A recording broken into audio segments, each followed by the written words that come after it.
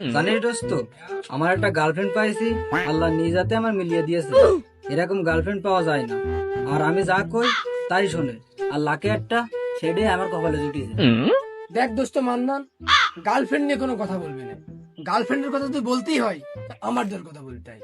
কোটিতে না, বিলিয়নে একটা, যা কই তাই শুনে। দেখ দোস্ত, গার্লফ্রেন্ড নিয়ে অহংকার করবি না।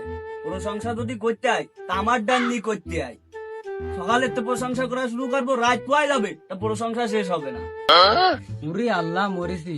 তা দেখা দিন তোর গার্লফ্রেন্ডের, দেখা দিন। এ দেখবি কি রে, নাম্বার দিছি, ফোন দিয়ে দেখ সে আমার প্রতি কতটা লয়াল। আননোন নাম্বার দিয়ে ফোন দিয়ে দেখ, তোদের সাথে কথাই বলবে না।